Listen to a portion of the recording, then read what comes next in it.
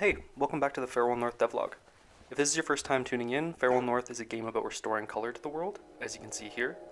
And in this devlog entry, we're going to look at this scene specifically and make some visual and graphical improvements to it. Just before we get started, make sure to like the video and subscribe to the channel if you haven't already. Once you've done that, let's back it up and see what needs fixing. So the first thing to touch up are the runes, and the runes are basically what restore color to the world. You can see in the uncolored world, it relies heavily on emission and glow, and it's essentially just a rock with some kind of, arbitrary glyphs on it. It doesn't really mean anything. And in the colored world, it's even less interesting. It's just a bland rock, again, with arbitrary glyphs that you can't even read. So there's no real purpose to it. So the first thing I did was bring this into Blender, and I kind of had this idea of having like a lantern on it. So I wanted to get rid of all the glyphs on it and instead put a lantern here, and this lantern would basically be lit, like it would have a fire in it once the color is restored to the world.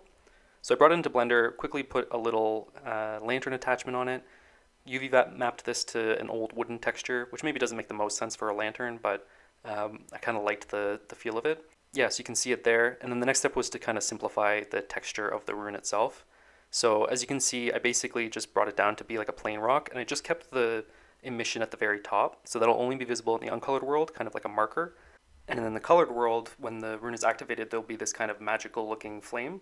So this is actually taken from an existing particle system from an asset pack I had, and I made some modifications to it, modified the size and color and everything to make it look a little bit more magical.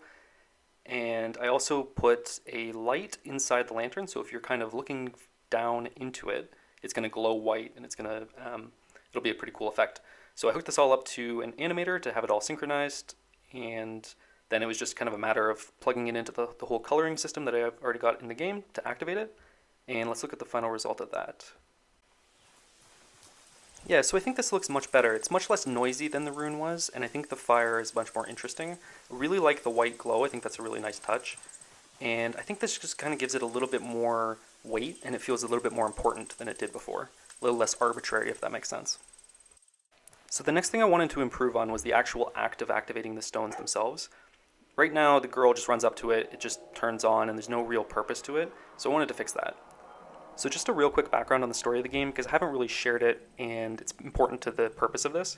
Essentially, the game is about this girl who's dealing with anxiety and depression, and she doesn't really see the beauty in the world anymore. And so the act of bringing color back to the world should carry some weight. It should be her, feeling happy and inspired and kind of remembering the beauty in the world.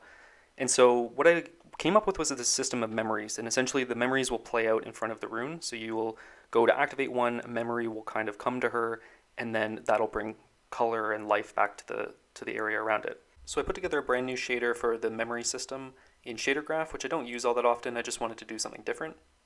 I also made a modification to the main coloring shader to apply a world fade. So the idea is that the girl is so overcome by this memory that everything in the world kind of fades away while it's playing out. The only thing that will be visible is the memory itself and the rune that's being activated, the kind of glowing emission at the top of it.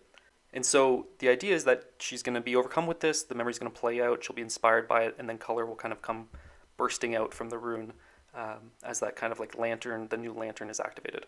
So yeah, the world fade actually ended up being super easy because everything goes through the same logic. It's literally one line of code. But just before I show you the final result of that, there's a link in the description to the Steam page. If you go wishlist the game, it means the world to me. It just lets Steam know that there's an audience out there. It doesn't cost you anything, and just helps me out a ton. Okay, so let's check out the results of this second improvement. I'm just going to let it play out, and then I'll kind of go over it in a little more detail in a second.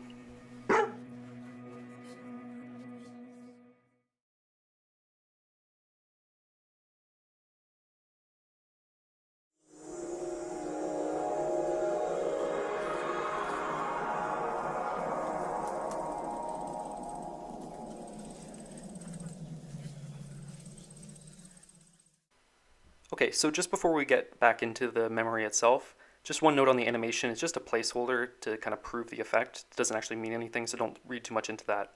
But basically the idea is you have this rune here with the kind of emitting glyph so that it's kind of glowing and drawing you to it. The lantern's not lit. You activate it and the world fades to black, and then a memory is going to kind of fade in at the same moment. The memory will play out. Again, this is just placeholder, it doesn't really mean anything.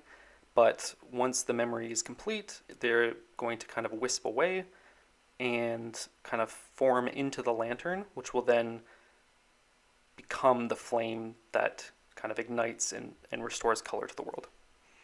So just before we move on to the final improvement for this video, I have a question for you guys. I'm curious how technical the audience is and how much you guys want me to go in depth on some of these things. So for instance, I went with shader graph kind of because I thought this might be an interesting shader to create a tutorial on. So here's the vertex displacement that creates the wisp away animations so that the memories kind of wisp into the lantern. You're free to screenshot this, but I'm curious if you guys would want like a tutorial on this or anything else in the future. Leave a comment down below. Let me know how technical you want me to get. I'm always curious and I never really know what the right balance is. So I figure it depends on the audience. So you guys let me know. Just leave a comment down below. Let me know how technical you want the videos to be. And then in the future, I'll take that into consideration and maybe I'll just do like some dedicated tutorial videos as well. Okay, the final improvement that I wanted to make in this video was to do with the coloring. So you can see here the two red trees. I always have very colorful trees next to the runes, and it's almost as if the rune is influencing the nature around it. So I wanted to do the same thing for the grass. And so essentially I went into the grass shader and made some modifications so that the runes themselves could have an influence, so they could kind of recolor the grass here. So you can see here I can basically pick any color with emission and all that kind of stuff. I can also play with the range so that it's much larger or smaller.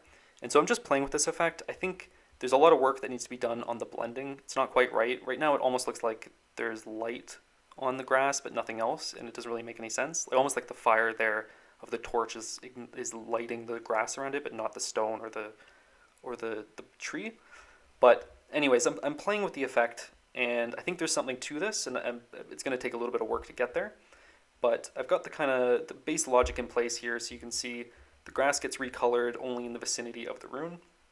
And the idea is that any kind of nature would be being influenced by the stone, like it's,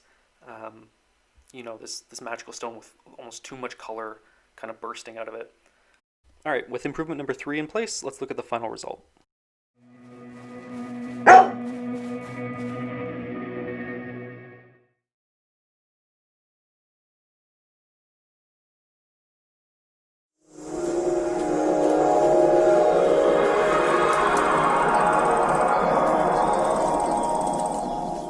So that's it, guys. That's 3 improvements to the scene. Obviously there's quite a bit of ways to go before this will be release ready, but I think these are steps in the right direction. The memories specifically are going to need a lot of work to get them quite right, specifically around the audio and the animations and everything, but I think they're a step in the right direction, like I said. So we'll leave it there for this one. Don't forget to like and subscribe, and wishlist the game on Steam, and I'll see you in the next one.